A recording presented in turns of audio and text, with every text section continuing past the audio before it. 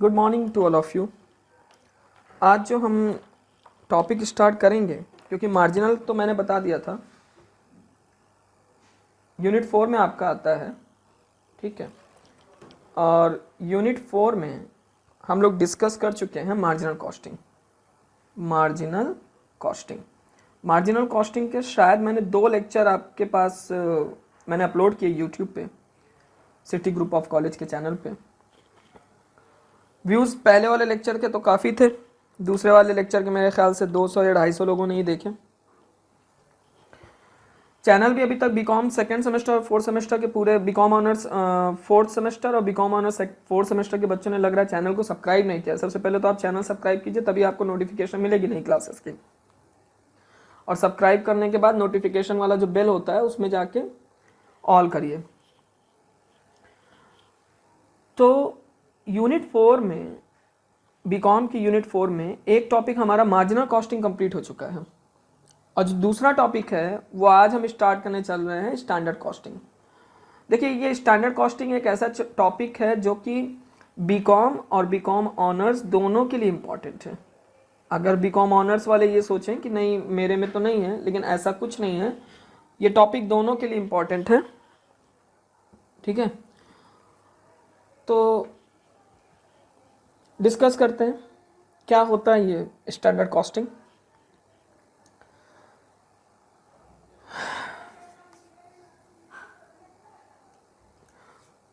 इसमें कह रहा है the word standard simply means some norms, specification और target. It gives a reference point, benchmark, model और yard sticks for comparison. Standard हम सेट करते हैं और उसका कंपैरिजन किससे करते हैं? एक्चुअल से। हमने सेट किया था कि मुझे इस बार 80 नंबर लाने हैं, ये मेरा सेट था, टारगेट था।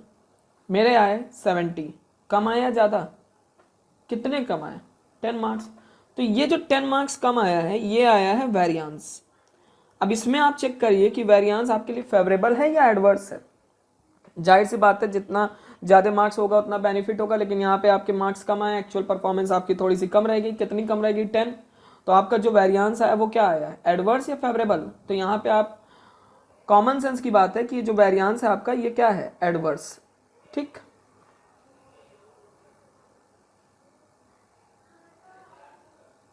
Standard cost are part of cost accounting system whereby standard cost is incorporated directly and formally into manufacturing account. It is divided into major part. कौन कौन से मेजर पार्ट हैं? एक हिस्टोरिकल कॉस्ट, जो कि हम पिछले, हिस्टोरिकल कॉस्ट का मतलब क्या होता है? जो हमारी पहले से कॉस्ट चलती चली आ रही है। दूसरा है प्री डिटरमाइंड कॉस्ट, जिस कॉस्ट जो कि कॉस्ट हुई नहीं है लेकिन हमने डिटरमाइन पहले से कर लिया। हिस्टोरिकल कॉस्ट को हम एक्चुअल कॉस्ट भी बोल सकते हैं। Historical cost means the actual cost or past cost, and historical costing is a system in which actual cost incurred in the past are determined. Historical cost के कुछ limitation है। पहला लिमिटेशन क्या है? Such costs are obtained too late and cannot be used for price quotation. सही बात है, आप पिछले कॉस्ट के बिहाफ पे प्राइस कोट, जैसे मान के चलिए कि अगर मुझे कोई कॉन्ट्रैक्ट लेना है, मैं आपको एक छोटा सा एग्जांपल बताऊं। बांग्लादेश का नाम आप लोगों ने सुना ही होगा, बांग्लादेश, ठीक है। बांग्लादेश का जो रेलवे नेटवर्क है और इंडिया का जो रेलवे नेटवर्क है, जब आप इसका कंपैरिजन करेंगे तो आपको पता चलेगा कि इंडिया का जो रेलवे नेटवर्क है वो लगभग 1.5 लाख किलोमीटर समथिंग, कुछ मतलब एग्जैक्ट, लेकिन 1 लाख के ऊपर तो है, ठीक है। और बांग्लादेश छोटा सा देश है तो उसका रेलवे नेटवर्क भी छोटा ही होगा। और एक और देश है इंडोनेशिया, वो बड़ा देश है लेकिन उसका रेलवे नेटवर्क बड़ा छोटा है। तो इन्होंने अपनी फैक्ट्री डाल रखी है, इंडोनेशिया ने अपनी फैक्ट्री डाल रखी है रेल कोच की, जिसमें कोचेस बनाते हैं। तो कोचेस जो बनाते हैं वो कोचेस अपना तो फुलफिल कर लेते होंगे, अपनी डिमांड तो पूरी कर लेते होंगे, लेकिन इन्होंने क्या किया कि अपनी फैक्ट्री की कॉस्ट निकालने के लिए कोचेस बनाकर उनको एक्सपोर्ट करना, क्योंकि जितना ये कोचेस अपने डिमांड के लिए बना रहे हैं उससे इनका तो बन तो जा रहा है, लेकिन इनकी फैक्ट्री की पूरी कॉस्ट नहीं निकल पा रही है। मार्जिनल कॉस्टिंग में मैंने आपको बताया था, ठीक है। तो इन्होंने क्या किया? ये डिसीजन लिया कि हम एक्सपोर्ट करेंगे। तो जब एक्सपोर्ट करने का डिसीजन लिया तो बांग्लादेश, कंबोडिया, म्यांमार, ये जो छोटे छोटे देश हैं, इन्होंने टेंडर निकाले कि भाई हमें कोचेस खरीदने हैं। तो उस टेंडर के लिए इंडिया तो खैर जल्दी टेंडर में नहीं जाता। उसका ना जाने का रीज़न ये है कि इंडिया की जो कोच फैक्ट्री है वो इंडिया की ही सप्लाई पूरी नहीं कर पा रही है। आईसीएफ, इंडियन रेलवे की जो कोच फैक्ट्री आईसीएफ है, वो इंडिया की ही सप्लाई पूरी नहीं कर पा रही है। लालगंज में है, चेन्नई में है, कपूरथला में है, जहाँ भी है वो इंडिया की ही कोच की सप्लाई नहीं पूरी। फिर भी इंडिया के कंपैरिजन में इंडिया भी जाता है, चाइना भी उस कोटेशन में पार्ट लेता है। ना वो चाइना को मिल पाता है कोटेशन, ना इंडिया को मिल पाता है वो कॉन्ट्रैक्ट। उसका रीजन इंडोनेशिया ले जाता है, और इंडोनेशिया को वो जो कॉन्ट्रैक्ट है वो मिल जाता है क्योंकि इंडोनेशिया जो कोटेशन प्राइस देता होगा वो इंडिया और चाइना के कंपैरिजन में कम पे देता होगा। इंडिया तो बिल्कुल अपने प्राइस के साथ बिल्कुल भी वो कंप्रोमाइज करता ही नहीं है। रीजन ये है कि भाई हम अपनी सप्लाई नहीं पूरी कर पा रहे हैं और हम तुम्हें सप्लाई करने के लिए प्राइस क्यों डाउन करें। ठीक है, तो यहाँ पे ये जो मैंने एग्जांपल लिया ये बेसिकली कॉन्ट्रैक्ट का एग्जांपल, लेकिन इसका स्टैंडर्ड से मतलब ये है कि जो प्री डिटरमाइंड कॉस्ट है उसका हम एक्चुअल, तो जो इंडियन रेलवे या आईसीएफ फैक्ट्री जो अपना कॉस्ट, जो उसकी एक्चुअल कॉस्ट आ रही होगी, वो उसके जाहिर सी बात है कि वो एक्चुअल कॉस्ट को प्री कोटेशन, क्योंकि जैसे जैसे वक्त बीतता जाता है कॉस्ट बढ़ेगी ना, जैसे मटेरियल महंगा हो जाएगा, लेबर महंगा, तो हिस्टोरिकल कॉस्ट का यूज़ प्री कोटेशन या प्राइस कोटेशन के लिए यूज़ नहीं करते, मतलब कॉन्ट्रैक्ट में नहीं यूज़ कर सकते। पहली इसकी मतलब लिमिटेशन है। दूसरा क्या है भाई, historical cost do not serve the object of cost control for the cost has already been incurred before cost record are available for management control.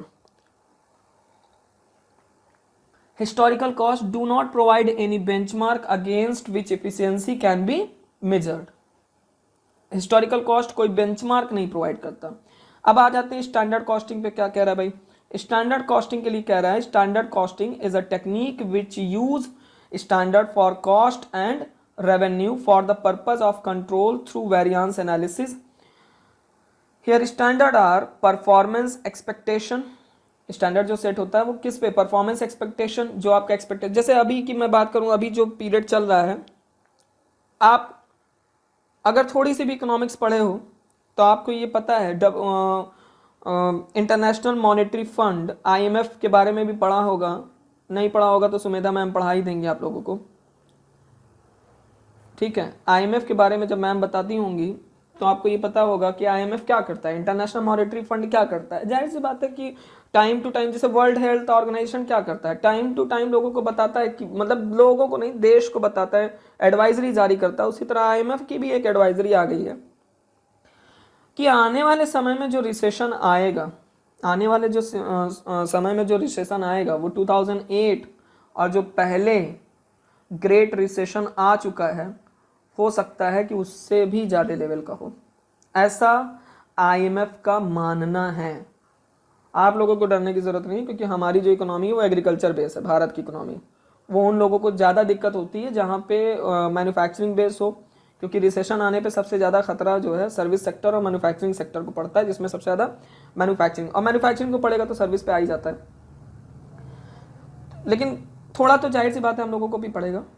ठीक है, तो आने वाले समय में यानी कि 2020, ये जो 2020 है ना, ये बहुत ही गंदा बीतने वाला है। इकोनॉमिक क्राइसिस आनी है। फ्रांस में इस वक्त जो जीडीपी का जो रेट है वो -6% है, और जो ग्रेट रिसेशन नहीं था वो डिप्रेशन था, और वो -15 पे था।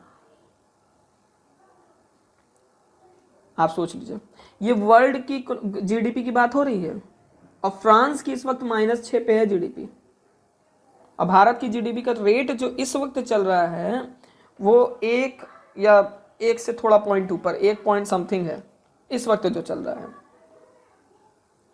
ठीक है, तो आज के समय में अगर कोई स्टैंडर्ड सेट करता है, आज के समय में अगर ये स्टैंडर्ड सेट करेगा कि मेरा प्राइस बढ़ जाएगा, मेरा क्वांटिटी बढ़ जाएगी, तो उसमें एडवर्स आने के चांसेस ज़्यादा हो सकते हैं, है ना। अब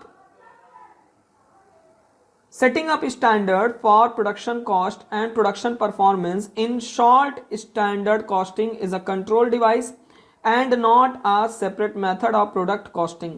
It can be used with any method of product costing, job costing or process costing. The objective of this chapter, इसका क्या ऑब्जेक्टिव है ये आप देख लीजिए. The objective of this chapter is to underscore the need of standard costing. इस chapter का जो ऑब्जेक्टिव है ये बताना है कि स्टैंडर्ड कॉस्टिंग की क्या जरूरत है by highlighting its utility. Standard costing require the historical costing for standard costing के लिए आपको जरूरत पड़ेगी किसकी? हिस्टोरिकल कॉस्टिंग की. क्यों जरूरत पड़ेगी? क्योंकि कंपैरिजन किससे करेंगे आप? अगर मोहल्ले में शर्मा जी का लड़का नहीं होगा तो पिताजी कैसे बताएंगे कि शर्मा जी के लड़के ने ये कर लिया? तो शर्मा जी का लड़का को भी तो होना जरूरी है ना. तो शर्मा जी का लड़का हिस्टोरिकल कॉस्टिंग और स्टैंडर्ड कौन है? आप. वो अलग बात है कि शर्मा जी के लड़के को पिताजी ने स्टैंडर्ड बना ली, लेकिन अपने आप में तो आप अपने को ही स्टैंडर्ड मानोगे ना कि भाई मैं हूँ पूरे मोहल्ले में. Which help set the goal of standard costing. Standard costing is one of the most important tool to control cost in this method. ये भी मैनेजमेंट अकाउंटिंग का ही पार्ट है. ठीक है, अब आइए next. Cost are predetermined such predetermined cost are then compared with the actual cost and the difference between, वही जो मैंने ऊपर बताया था कि जो डिफरेंस आता है वो क्या कहलाता है? वेरिएंस. ठीक है. द वर्ड, अब यहाँ पे आ जाइए, थोड़ा सा मीनिंग देख लीजिए. The word standard means a norm और अ criterion. Standard cost is thus a criterion cost which may be used as a yardstick to measure the efficiency with which actual cost has been incurred. There is a constant process of development effected in business through the help of standard costing methods, since the standard cost set in are sensible, capable of being attained and revised from time to time in according with the need and requirement of the business enterprises.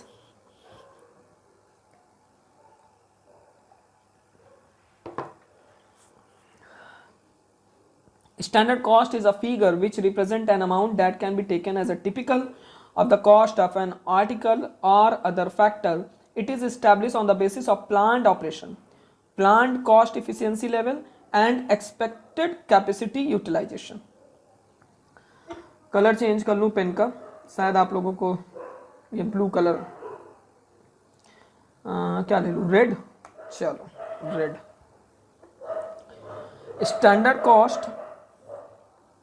Standard cost is predetermined calculation of pre-assumed under the specified condition. It is built up for an assessment of the value of cost element. It correlates technical specification of material, labor and other cost of the price or wage rate which have occurred during the period in which the standard cost is to be determined. Standard cost कैसे determine होता है? तो उसके लिए दो चीजें हैं, input output, inflow और आउटफ्लो.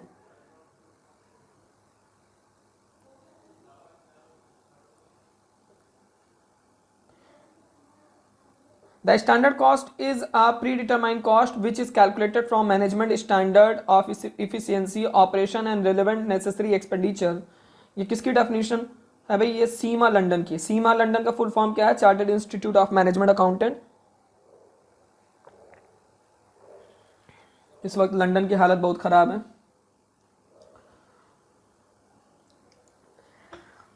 फिर दूसरी डेफिनेशन किसकी है? The standard cost is a predetermined cost which determine what each product और service should cost under given circumstances. क्या रखना है आपको एक प्रोडक्ट और सर्विस की कॉस्ट गिवन सर्कमस्टांसेस में? Brown and Harvard. Standard costing ये टेक्निक है. An standard costing system is a method of cost accounting in which standard costs are used in recording certain transactions and the actual costs are compared with the standard cost to learn the amount and reason for variation from the standard. किसने कहा भैया? W.B. Lawrence ने कहा. Standard costing, फिर एक standard costing की definition है.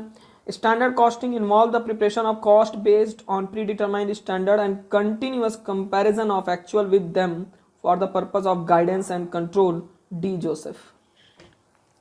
जैसे एग्जाम्पल के तौर पे मेरे लिए BCom honours 2014 batch is standard, और जो इस वक्त का बैच जो चल रहा है फोर्थ सेमेस्टर में बीकॉम ऑनर्स 2019 बैच होगा, तो मेरे लिए क्या हो जाएगा? एक्चुअल. तो मैं जो भी कंपैरिजन करूंगा अपने पास्ट से मैं कर रहा हूं, ठीक है, लोग पास्ट से ही करते हैं। लेकिन कॉस्टिंग में क्या होता है, कॉस्टिंग में जो कंपैरिजन होता है वो आप फ्यूचर में एक कॉस्ट डिसाइड करते हैं जिसका नाम होता है स्टैंडर्ड कॉस्ट, और जो एक्चुअल में हो चुका है उसके साथ कंपैरिजन करेंगे।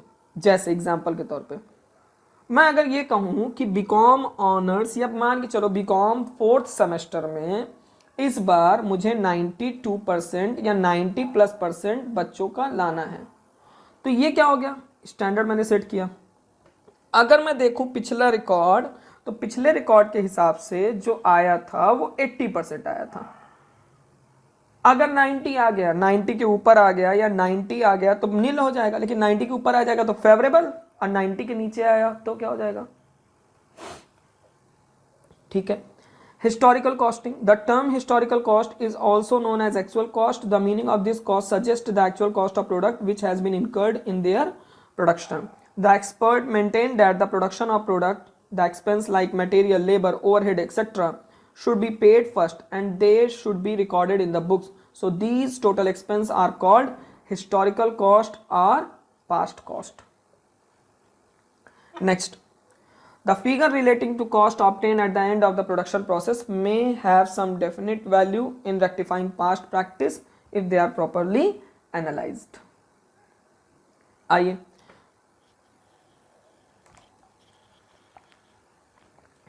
कॉन्सेप्ट वही जो अभी जब तक मैं बताते आ रहा वही चीज़ है, आप देख लीजिएगा। Advantage of standard costing, standard costing की क्या क्या एडवांटेज है। पहला, प्रॉपर प्लानिंग। भाई ये मैनेजमेंट अकाउंटिंग है और मैनेजमेंट की डेफिनेशन में जो फंक्शन ऑफ मैनेजमेंट है उसमें सबसे पहला काम ही प्लानिंग है। बगैर प्लानिंग के मैनेजमेंट हो नहीं सकता, तो मैनेजमेंट अकाउंटिंग कहाँ से हो जाए। Proper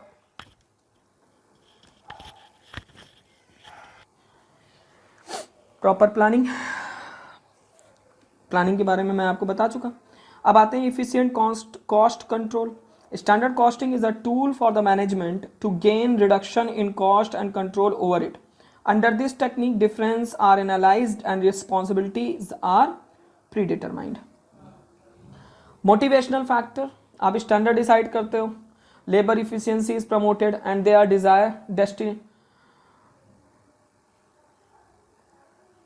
labour efficiency is promoted. जाहिर सी बात है कि स्टैंडर्ड को अचीव करने के लिए जो लेबर की इफिशियंसी होगी वो क्या होगी, प्रमोट होगी, और वो डेस्टिना क्या है, ये थोड़ा सा गलत है ये,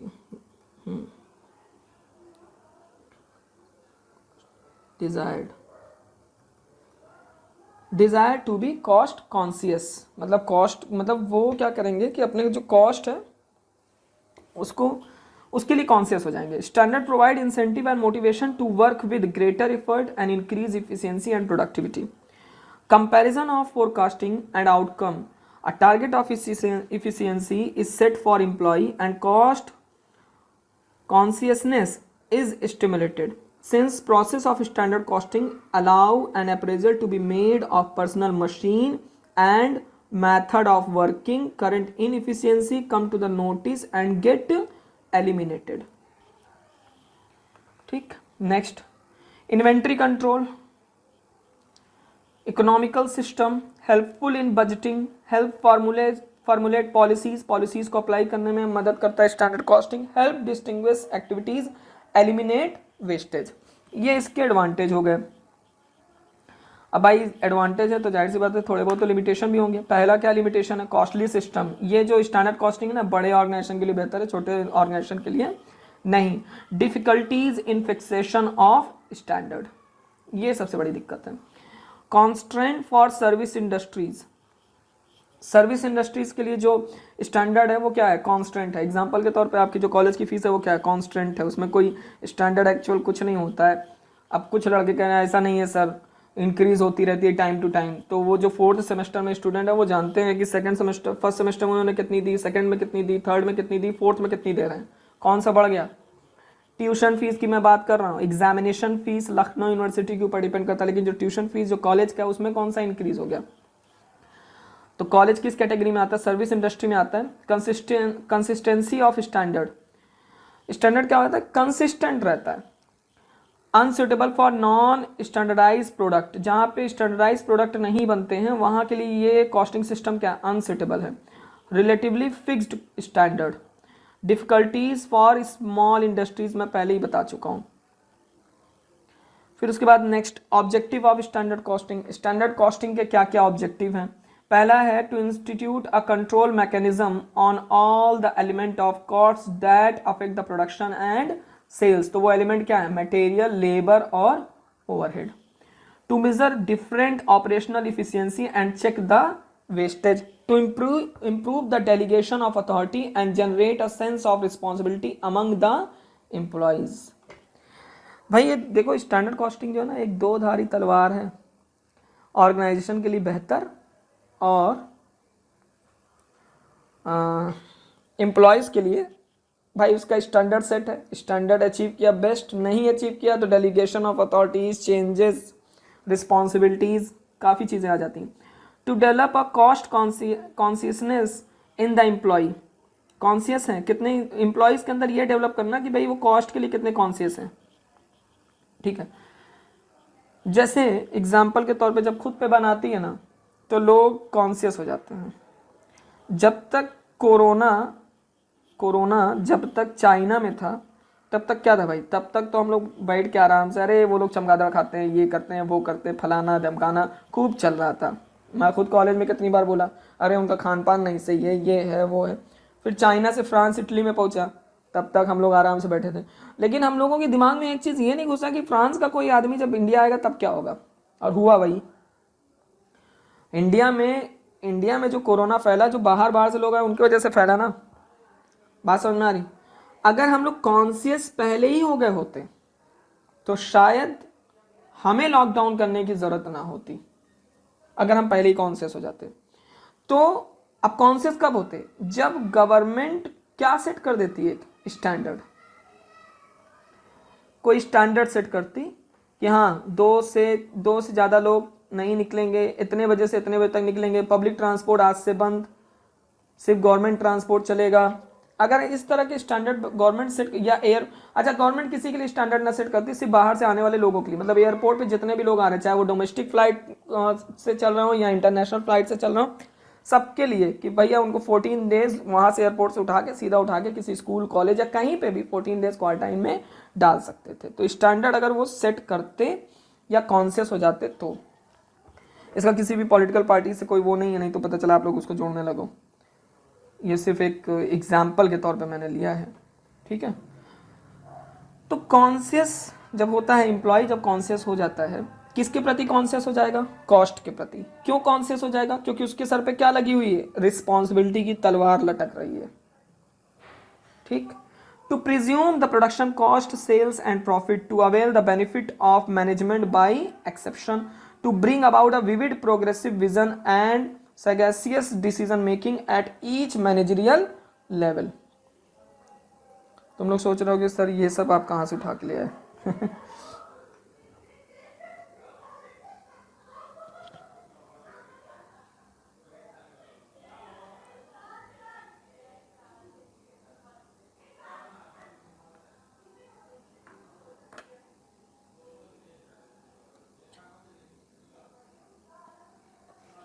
आइए अब बात करते हैं डिफरेंस बिटवीन हिस्टोरिकल कॉस्ट और स्टैंडर्ड कॉस्ट। मैंने आपको हिस्टोरिकल कॉस्ट की इतने पॉइंट बता दिए हैं। तो हिस्टोरिकल कॉस्ट और स्टैंडर्ड कॉस्ट दोनों में ये डिफरेंस आपको, मैं हिस्टोरिकल कॉस्ट का डिफरेंस तो शुरू से ही बताते आ रहा हूँ ना। हिस्टोरिकल कॉस्ट और एक्चुअल कॉस्ट ये आप देख लीजिएगा, ठीक है, क्या डिफरेंस है, क्योंकि मैं इसके बारे में ऑलरेडी पहले से बताता हूँ। Historical cost relate to past, standard relate to future, it cannot do the role of planning and budgeting, budget are prepared on the basis of standard cost, ये देख लीजिएगा। फिर उसके बाद standard cost versus estimated cost, इसमें क्या difference है? Standard cost aim at what the cost should be, मतलब क्या कॉस्ट होनी चाहिए। Estimated cost is an assessment of will be, should be, will be. Standard cost are planned cost which is determined on a scientific basis after taking into account certain level of efficiency. Estimated cost It is based on the average of past figure into consideration anticipated charges in future. It lays emphasis on cost control, on setting the target against with which actual performance is measured, and if need be corrective measures are sought. Estimated costs are used by the undertaking for fixing the selling price of the product.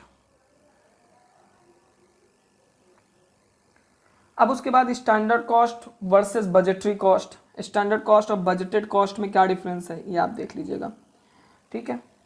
अब आइए next, अब किस पे आ गए हम लोग, variance पे। Variance क्या होता है? Variance means the deviation of the actual cost और actual sales from standard cost और प्रॉफिट और sales. Calculation of variance is the main object of standard costing. मैं शुरू से ही बताते चला रहा हूँ।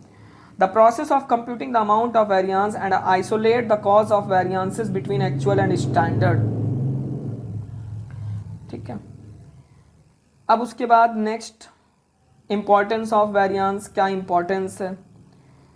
तो चेक, पहला क्या इंपॉर्टेंस है भैया, check and control of wastage is possible. It improve the efficiency of the organisation by the use of standard costing. It exercise control over all cost centre. Responsibility of a particular person or department can be fixed. In the prediction of production cost, sales and profit, variance analysis is very useful. On the basis of variance analysis, delegation of authority could be made effective. Variance analysis is easy to introduce, apply and orient result. Variance operational efficiency can be measured. ठीक है। अब आते हैं feature of variance. क्या features हैं?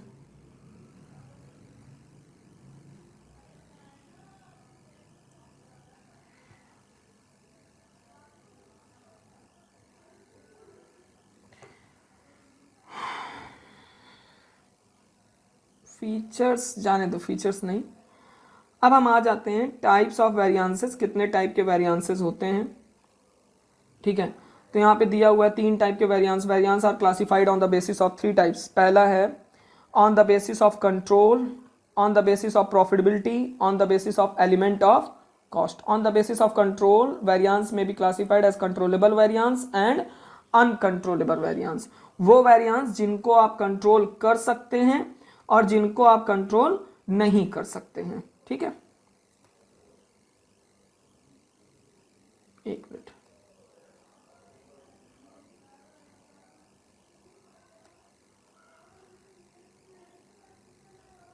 ठीक है।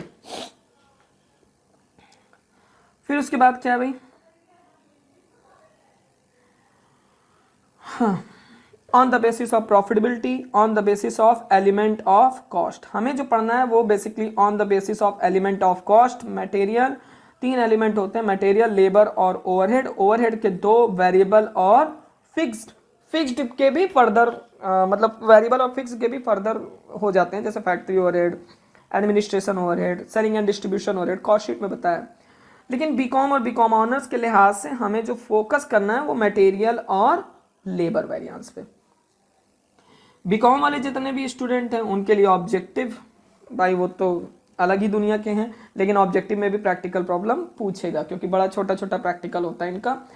तो मैं कॉस्ट के एलिमेंट के बिहाफ पे जो सबसे पहली कैटेगरी है वो है मटेरियल। मटेरियल में material variance, these variance include कौन कौन से, material cost variance, material price variance, material usages variance, material mix variance, material yield variance. कितने वेरिएंस हो गए? 5।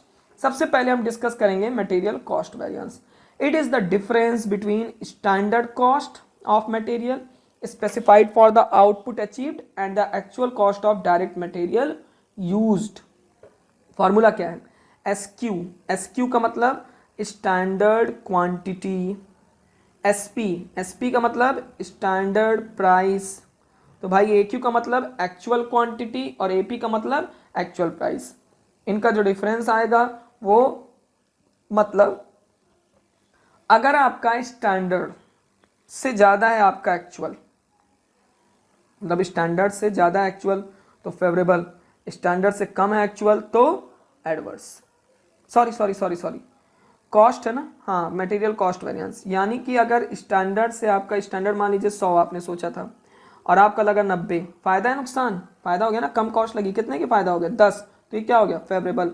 यही अगर लग जाता 110 110 तब क्या हो जाता, 10 रुपए ज़्यादा लग गया, तो ये क्या हो गया एडवर्स। बस इतना ही बताना है भाई, और कुछ नहीं करना।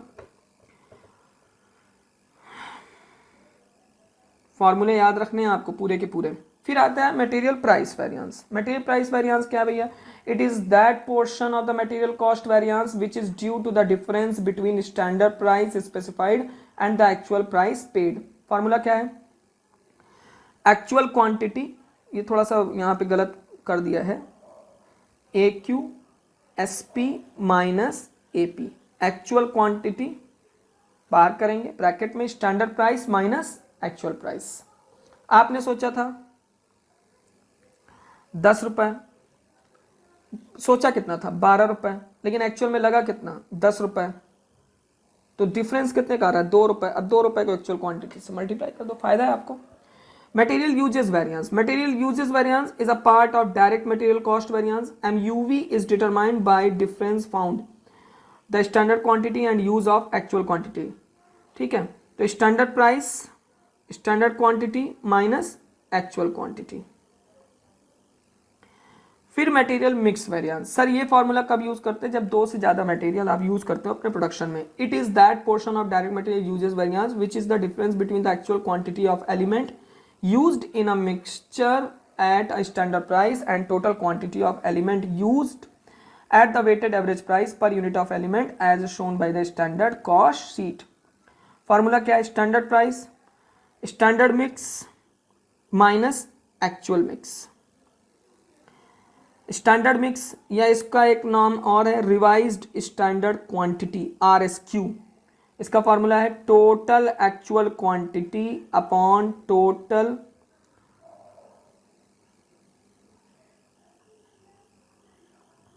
एसक्यू। ठीक है, फिर उसके बाद नेक्स्ट है आपका material yield variance. This is the portion of direct material usages variance which is due to the difference between standard yield जो specified and the actual yield obtained. मतलब स्टैंडर्ड यील्ड लॉस, उसके बाद जो main product आपका बन क्या है, standard yield और एक्चुअल यील्ड दोनों के बीच का जो डिफरेंस होता है। इसके लिए फार्मूला है standard yield production total standard cost net standard output. ठीक है, total standard cost divide by net standard output, तो स्टैंडर्ड यील्ड प्राइस आ जाएगा, स्टैंडर्ड कॉस्ट आ जाएगा, standard yield minus actual yield. फिर अब आ जाइए लेबर पे। तो लेबर में सबसे पहले कौन सा आएगा, labour cost variance. Labour cost variance का formula same material cost variance की तरह, बस लेबर को जो हम डिटरमाइन करते हैं वो क्वांटिटी में नहीं, उसके टाइम पे, टाइम हो सकता है, आवर हो सकता है, यही दो हो सकते हैं एलिमेंट आपके। तो यहाँ पे देखो standard time into standard rate. Labour का प्राइस नहीं होता, उसका रेट होता है, लेबर रेट। ठीक है, standard time into standard rate minus actual time into actual rate, actual rate. फिर आपका labour rate variance. Labour rate variance is just like material price variance, कोई डिफरेंस नहीं है, सिर्फ क्वांटिटी की जगह पे टाइम हो जाएगा और प्राइस की जगह पे रेट हो जाएगा।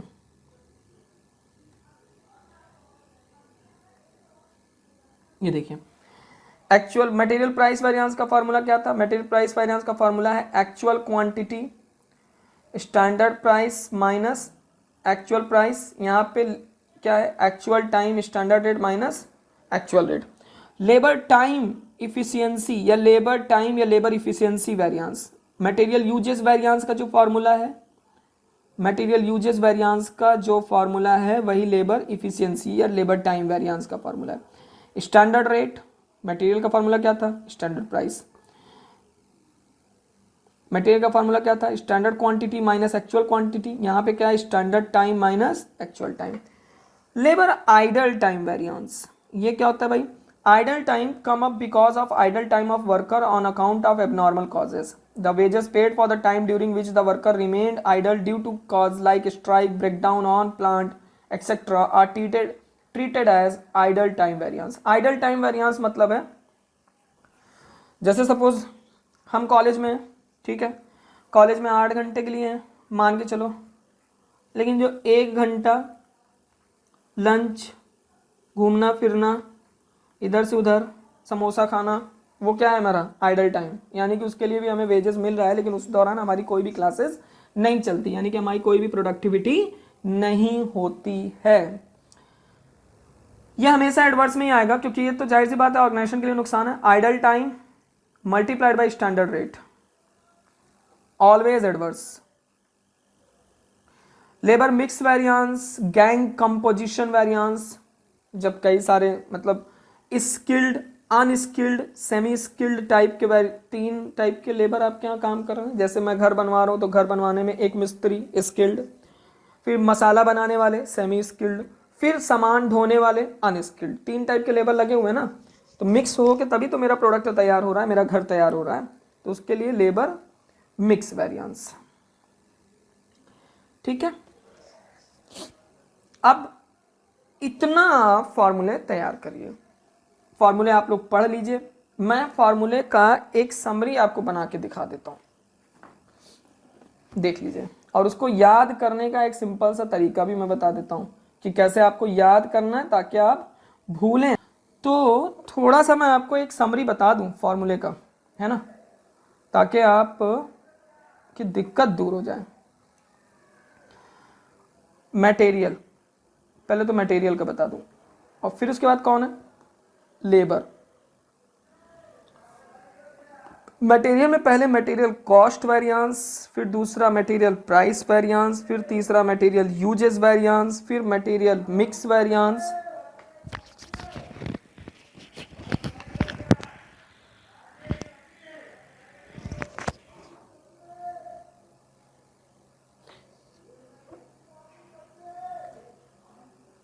फिर मटेरियल यील्ड वेरिएंस।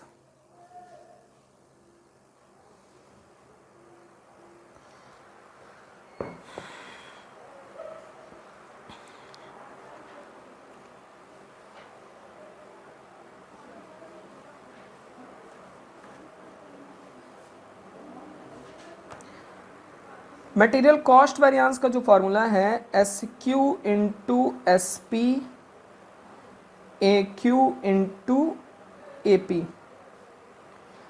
अब जब आप लेबर कॉस्ट वेरिएंस निकालेंगे तो यहाँ पे आप क्या कर दीजिए, यहाँ पे एस टी या एस एच, एस टी मतलब स्टैंडर्ड टाइम, एस एच मतलब standard hour, into S R, S R मतलब standard rate, minus A H into A R, sorry यहाँ पे ए एच मैंने ले लिया है, टी कर दूं।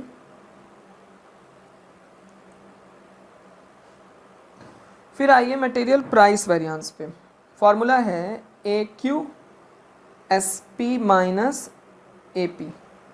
आप आ जाइए लेबर प्राइस वेरिएंस पे, इसका फॉर्मूला है A H S R minus A R. फिर material usages variance S P S Q minus A Q. Labour efficiency variance S R S H या S T minus A T. S H मतलब A H मतलब हो जाएगा standard actual our, यहाँ पे time लेके चल रहा हूँ तो टाइम ही लेके चलूँ। फिर आ जाइए आप material mix variance,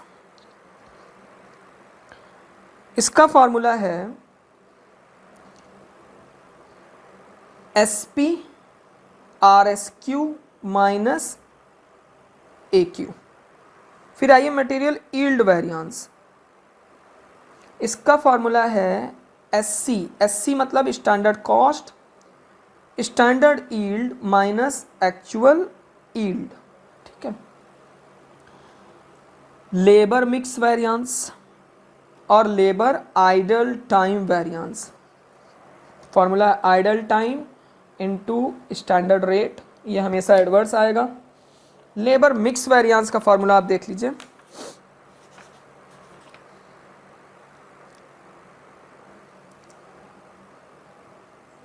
standard price sorry standard rate revised standard our minus actual hours. ठीक है, ये आपका क्वेश्चन हो गया, सॉरी फॉर्मूले हो गए, लेबर का अलग और मटेरियल का अलग।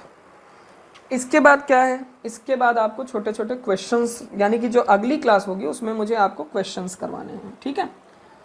बाकी इतने के लिए बहुत, इसको पहले आप तैयार कर लीजिएगा। बाकी अगर किसी को कोई क्वेरी पूछना हो, अच्छा नोट्स मैं ग्रुप में डाल दे रहा हूँ, बाकी अगर किसी को कोई क्वेरी पूछना हो तो मुझे कॉल व्हाट्सएप पे मैसेज डाल सकता है, ठीक है। Thank you class.